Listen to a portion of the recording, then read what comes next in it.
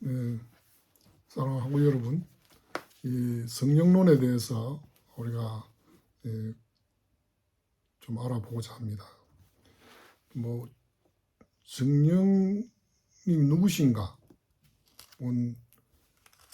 모르는 사람이 없겠죠. 참되고 유일하신 신격의 제3위로서 성부와 성자에게서 나오시고 성부와 성자와 동일하게 영원하시고 동등하시고 본질이 동일하시고 또 성부 성자로부터 믿는 자들의 마음에 보내심을 받아서 그들을 거룩하게 하시고 영생을 받기에 합당하게 하시는 분입니다. 그러면 하나님의 은사, 우리가 주로 은사는 성령이 하나님의 은사로 불리는데 그때 그 은사로 불리는 은사는 인격이 아니다 하는 것을 좀 생각하면 좋겠습니다.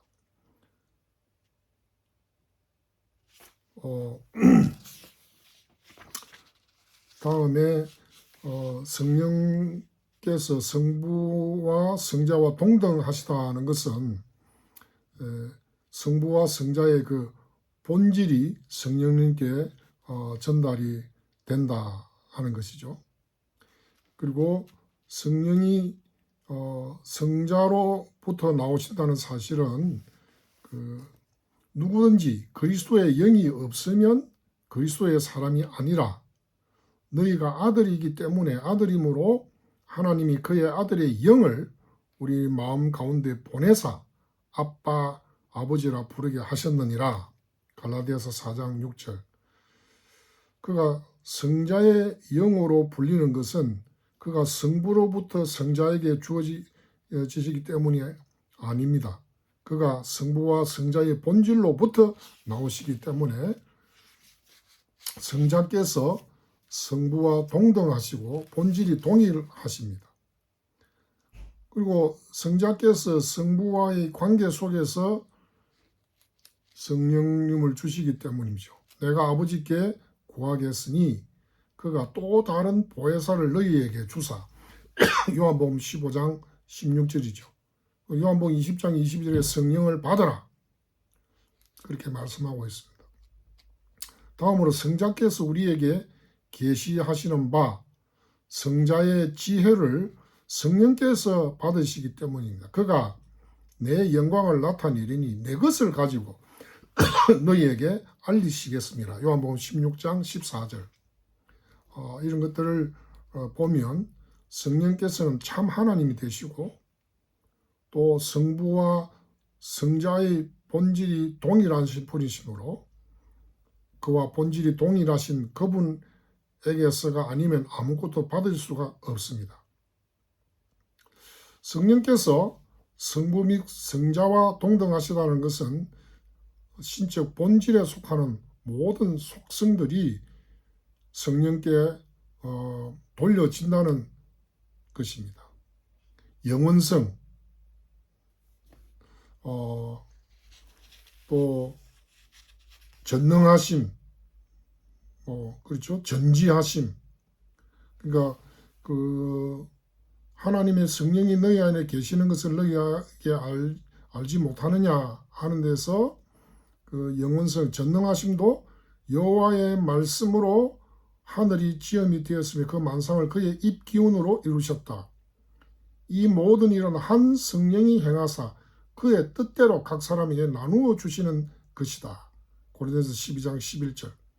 성령은 모든 것, 곧 하나님의 깊은 것까지도 통달하시느니라. 고린도서 2장 10절.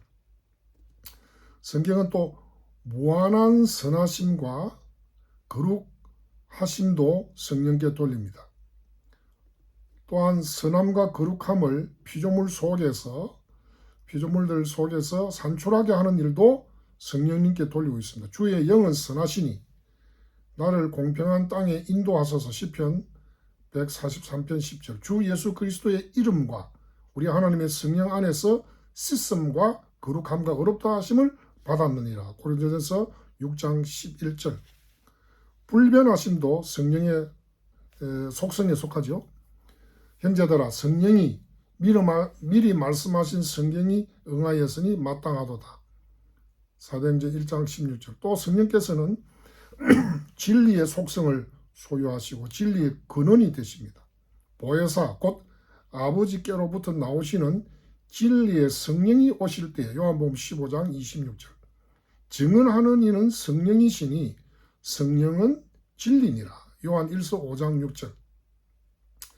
말할 수 없는 선하심도 성령께 돌려집니다. 우리에게 주신 성령으로 말미암아 하나님의 사랑이 우리 마음에 부음받됨이니 로마서 5장 5절. 이와 같이 성령도 우리의 연약함을 도우시나니 로마서 8장 26절.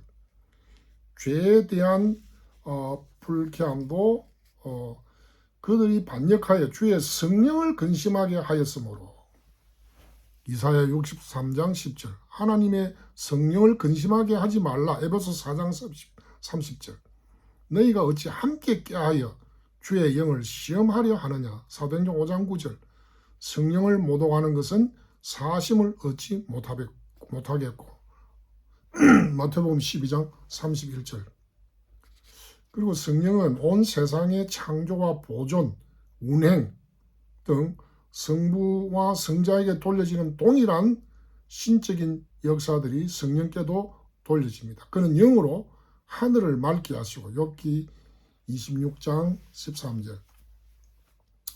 그게 이제 입김으로 번역되어 있죠. 하나님의 영이 나를 지으셨고 욥기 33장 4절. 이적들도 성령께 돌려집니다. 내가 하나님의 성령을 힘입어 귀신을 쫓아내면 마태복음 12장 28절. 은사는 여러 가지나 성령은 같고 고린도서 12장 4절. 선지자들을 부르시며 보내시는 일 등 교회의 구원에 속한 일들도 그렇습니다. 이제는 주 여호와께서 나와 그의 영을 보내셨느니라. 이사야 48장 16절. 성령이 이르시되 내가 불러시키는 일을 위하여 바나바와 사울을 따로 세우라 하시니. 사도행전 13장 2절. 성령이 그들 가운데 여러분을 감독자로 삼고 하나님이 자기 피로 사신 교회를 보살피게 하셨느니라. 사도행전 20장 28절. 성령께서는 사역자들이 임무를 수행하기에 필요한 은사들을 베푸십니다. 마땅히 할 말을 성령이 곧 그때 너희에게 가르치시리라. 누가복음 12장 12절. 각 사람에게 성령을 나타내심은 유익하게 하려 하심이라. 고린도전서 12장 7절. 성령께서는 선지자들과 사도들을 영감하셨습니다. 예언은 언제든지 사람의 뜻으로 낸 것이 아니요 오직 성령의 감동하심을 받은 사람들이 하나님께 받아 말한 것이니라. 베드로서 1장 21절. 성례의 시행도 성령과 관계가 됩니다. 아버지와 아들과 성령의 이름으로 세례를 베풀고 마태복음 28장 19절이죠. 성령이 이로써 보이신 것은 첫 장막이 서 있을 동안에는 성소에 들어가는 길이 아직 나타나지 아니한 것이라. 히브리서 9장 8절. 장래의 일을 예언하고 드러내는 일이 성령님께 돌려집니다. 그가 장래의 일을 너희에게 알리시리라. 요한복음 16장 13절. 아브라 하는 한 사람이 일어나 성령으로 말하되. 사도행전 11장 28절. 그러나 성령이 밝히 말씀하시기를 후일에 어떤 사람들이 믿음에서 떠나 미혹하는 영과 귀신의 가르침을 따르리라 하셨으니. 디모데전서 4장 1절.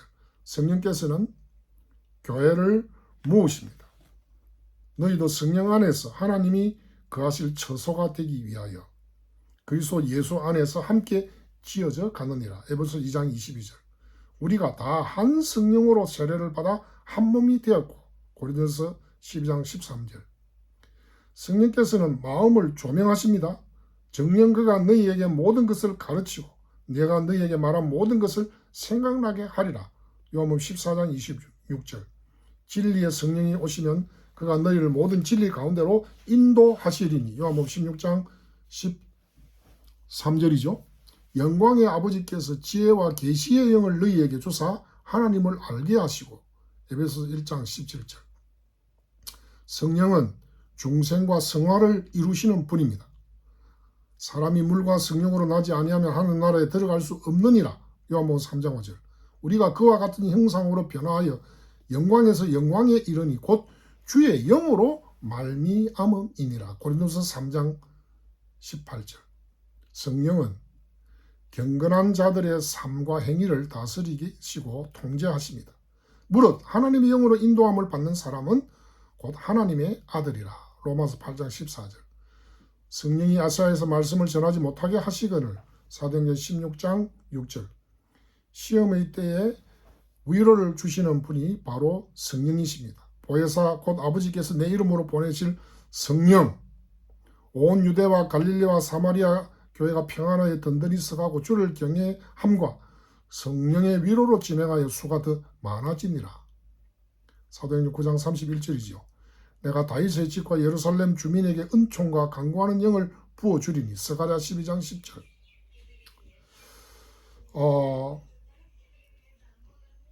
또 생명과 영원한 구원을 베푸십니다. 살리는 것은 영이니 육은 무익하리라. 요한복음 6장 63절. 예수를 죽은 자 가운데서 살리신 이의 영이 너희 안에 거하시면 너희도 예수를 죽은 자 가운데서 살리신 이가 너희 안에 거하시는 그의 영으로 말미암아 너희 죽을 몸도 살리시리라. 로마서 8장 11절. 성령은 죄에 대해서 심판하십니다. 그가 와서 죄에 대하여 의에 대하여 심판에 대하여 세상을 책망하시리라. 요한복음 16장 8절. 성령을 못 오가는 것은 사하심을 얻지 못한다고 했죠. 또 약속의 성령으로 우리가 인치심을 받았고, 성령은 죄를 용서하시고 우리를 입양하시고 하나님의 가족 일원이 되게 하셨습니다. 너희는 다시 무수하는 종의 영을 받지 아니하고 양자의 영을 받았다. 로마서 8장 15절. 주는 영이시니 주의 영이 계신 곳에는 자유가 있느니라. 고린도서 3장 17절. 주 예수 그리스도의 이름과 우리 하나님의 성령 안에서 씻음과 거룩함과 의롭다 하심을 받았느니라. 고린도서 6장 11절. 성령은 생명과 영원한 구원을 베푸시죠. 성경은 성부와 성자와 동일하고 동등한 종기를 성령님께 돌리고 있습니다. 그러면 성령의 직분이 무엇입니까? 성령은 하나님의 백성들을 성화시켜 주시죠.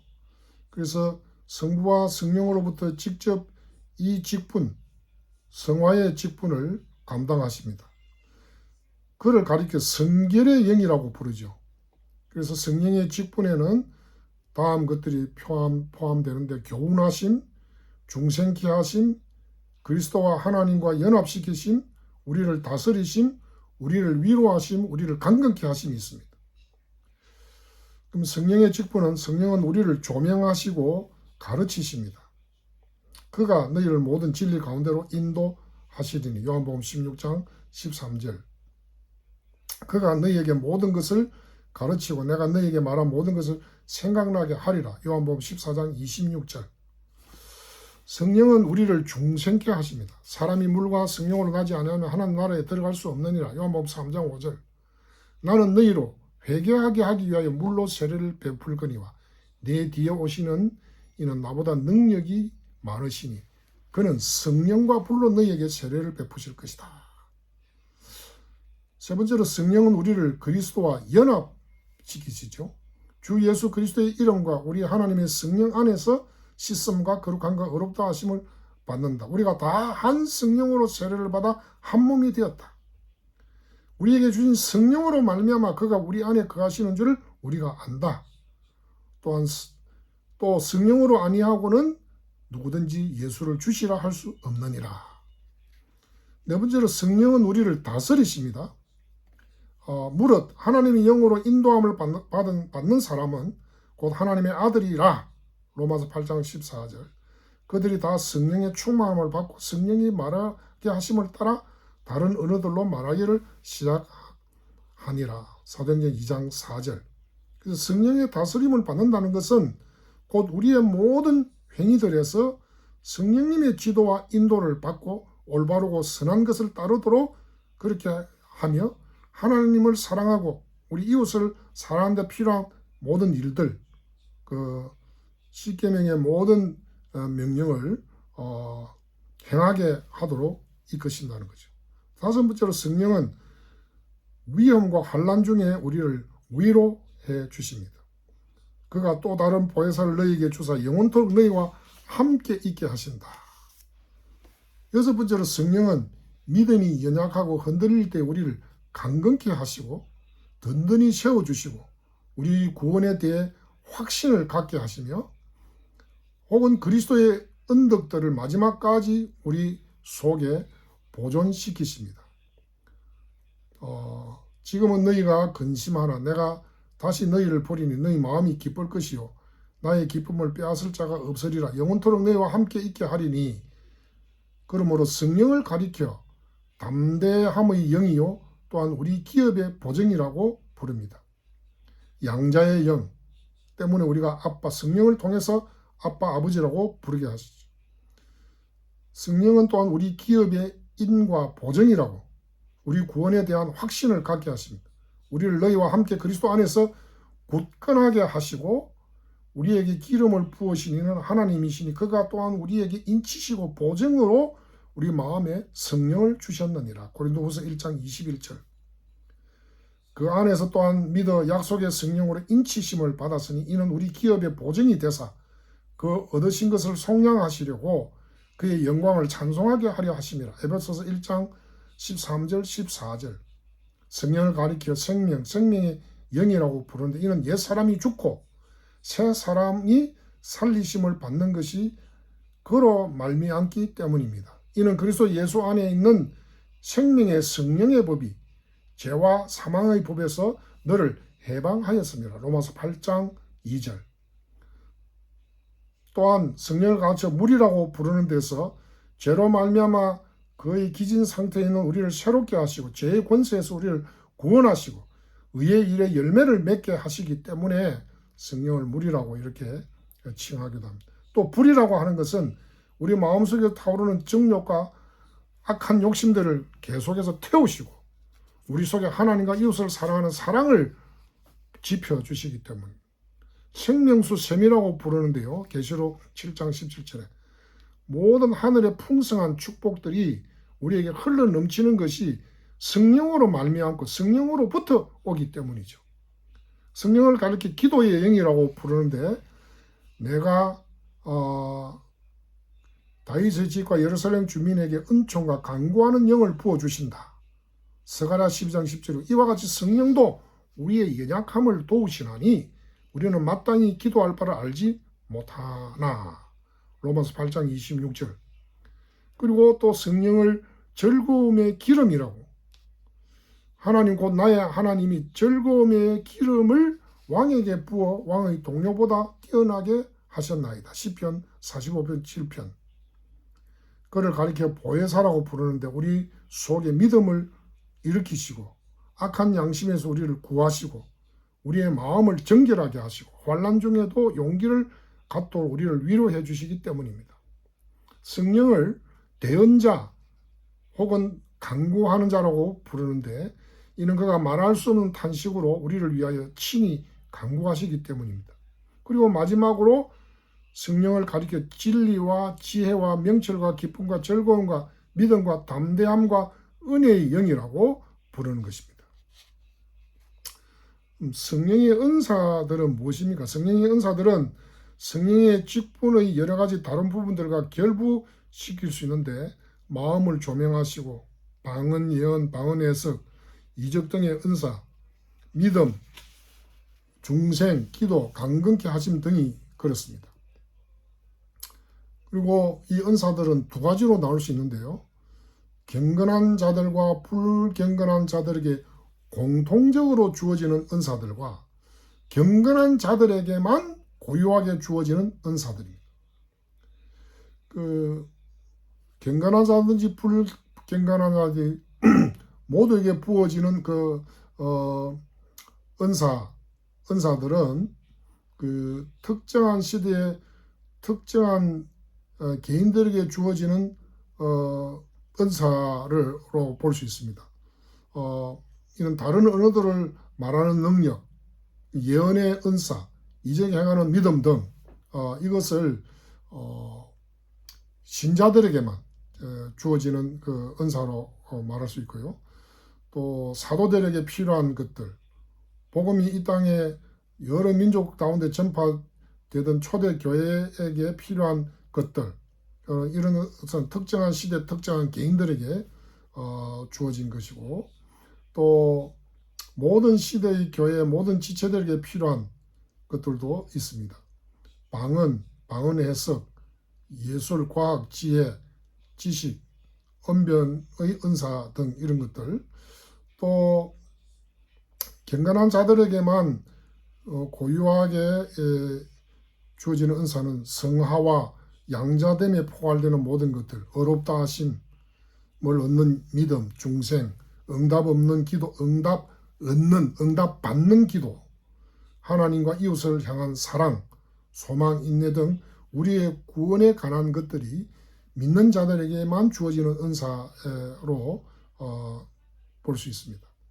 세상은 능히 그를 받지 못하나니 성령이 친히 우리의 영과 더불어 우리가 하나님의 자녀인 것을 증언하십니다. 오직 성령이 말할 수 없는 탄식으로 우리를 위해서 친히 간구하시기 때문에 이 때문에 그가 양자의 영이라 이렇게 불리는 것입니다.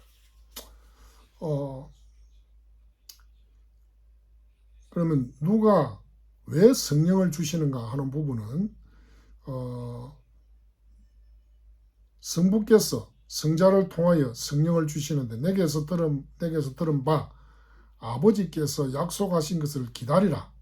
말시에 내가 내 영을 모든 육체에게 부어주리니 내가 아버지께 구하겠으니 그가 또 다른 보혜사를 너희에게 주사. 사도행전 1장 4절, 2장 17절, 요한복음 14장 16절. 보혜사 곧 아버지께서 내 이름으로 보내실 성령, 요한복음 14장 26절. 성자도 성령을 주신데 그러나 성령은 성부로부터도 내가 내 아버지께로부터 너희에게 보낼 보혜사. 성부도 보내시죠.